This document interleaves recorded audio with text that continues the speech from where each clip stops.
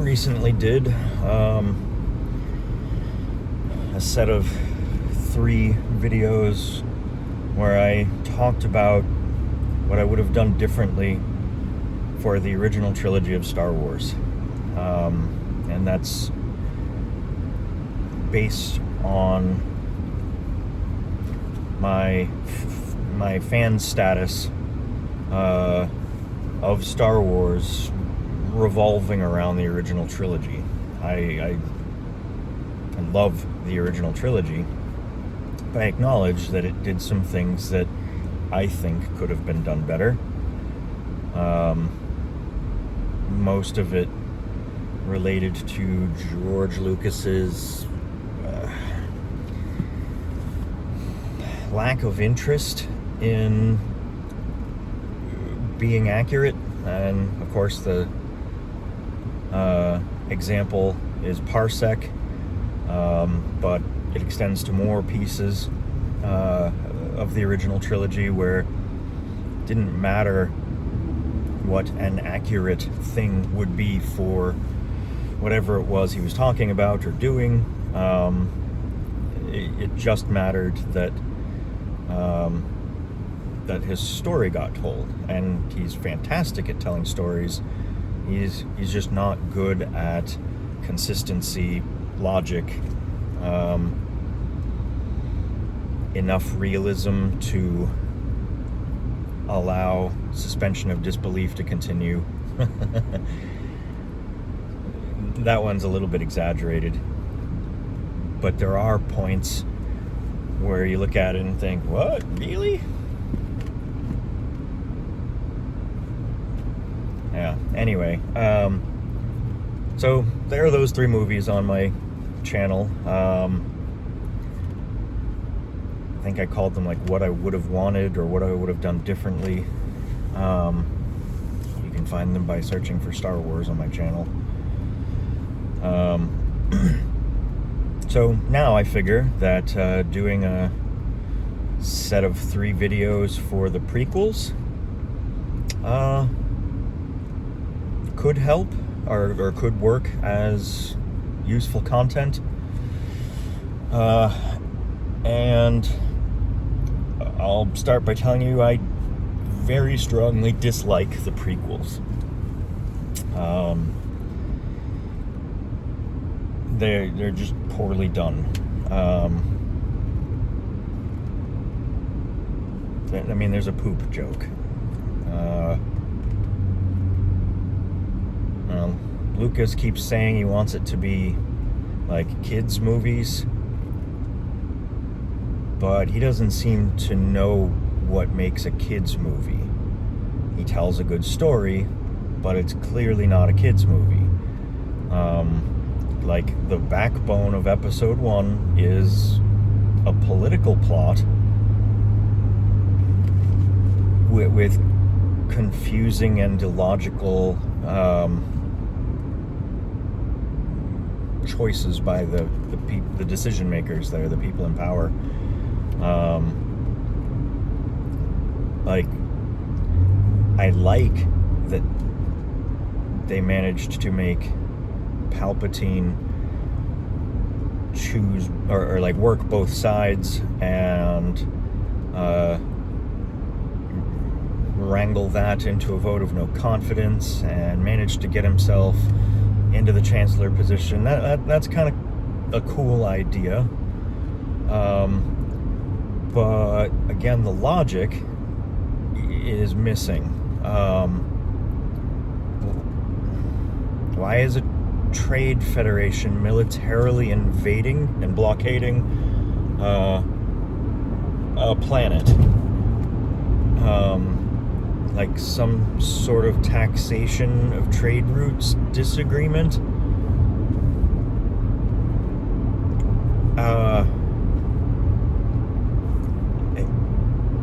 It doesn't make sense.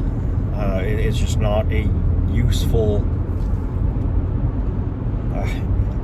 and then the politicians send 2 Jedi, which is also dumb because Jedi shouldn't be agents of the government.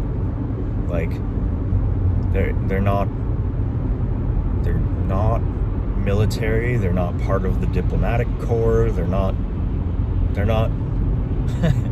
they're religious people who happen to have powers, and that's great. But why is a government body like employing? There's a disconnect there. That would be like saying, oh, the clergy of the Christian church have sway over the masses. We should hire them and send them to be diplomats in places where we're having trouble. What? It doesn't make sense. But since the movie seems to be stipulating that the Jedi are a part of the government somehow, and that this same government would trust them enough to send them to assess the diplomatic situation at Naboo, why, when they return and report on it, do they have to send, or like does somebody even suggest sending another committee, like group, something to assess the situation again? Like, how does that make sense? Like, that's not a logical thing.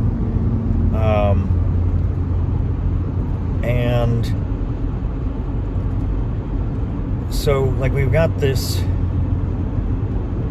Like, this is just the beginning of the movie, where the Jedi are sent to assess the situation and try to produce diplomatic results,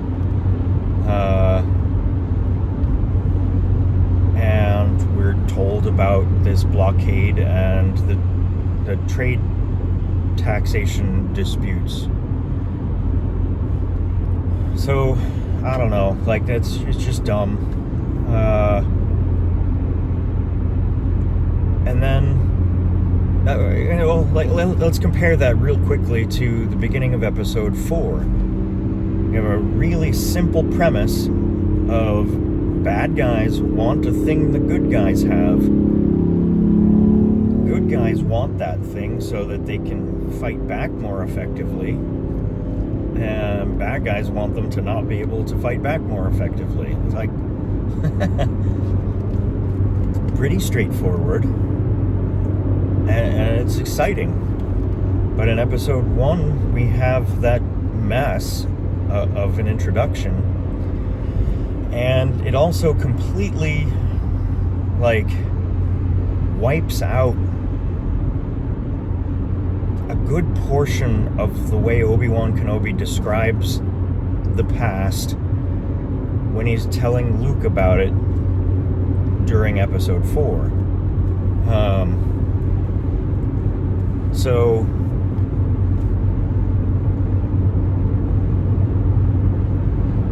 when I met your father, he was already the best star pilot in the galaxy, like a cunning warrior. Like, he describes Anakin in a bunch of ways, and he was a good friend.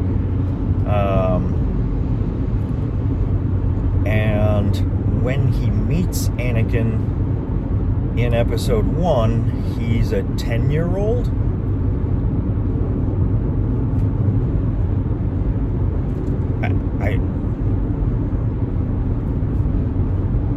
That's not the impression I got from episode 4. And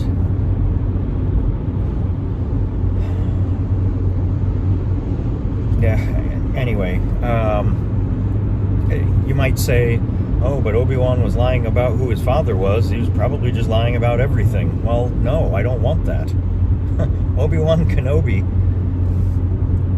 is up on a pedestal for me. He is a great character, and honestly, Ewan McGregor and his portrayal of Obi-Wan is the best part of the prequels.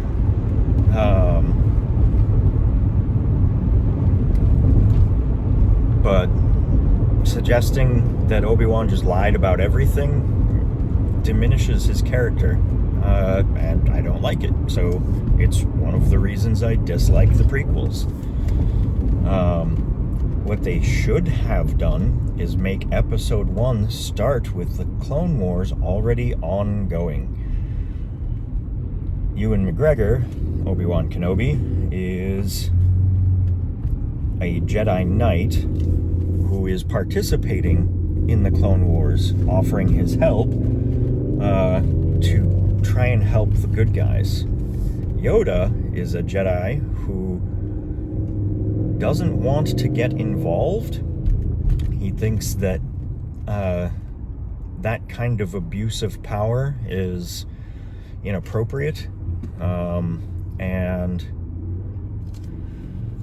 so basically there's the idealist Obi-Wan who wants to use his power, or thinks it's appropriate for him to use his power to try to help people, but then there's Yoda and the older generation of Jedi who say that not getting involved is the wiser course because their own judgment could be too easily misguided, and they could end up using their great power to do the wrong thing, or maybe their own motivations are wrong, and they essentially are choosing who's right in a conflict. So disconnect. It's not a government body, it's a religious organization, and these people with power, the ones who want to participate, offer their services to the military. Military does training with them, trains their officers on the abilities of the Jedi so that they can make decisions that take the correct things into account. Have it make sense. Instead of putting Jedi in charge of troops, you put them in a role that makes sense. People who are trained and have experience and know what they're doing in a military conflict are the ones that make the decisions. And the Jedi, sure, they can decide not to follow orders, but they also don't have the ability, based on their experience and training, to make those big military decisions. So anyway, that should have been done completely differently. And then the Clone Wars themselves should have made sense. And I'm at my destination, so I don't have a lot of time to explain that one. But I'll say that the separatists should have been the South, who want to hang on to their slavery. Their economy depends on these purpose-bred clones with their loyalty increased and their desire for freedom decreased, their obedience increased. Now, these are genetically modified people made to be slaves, and the good guys should have been the ones, the North, basically, saying, hey, you know what? We realize that this is a really bad thing. We should stop doing it, and we should try and free the current slaves. So that's what the Clone Wars should have been about.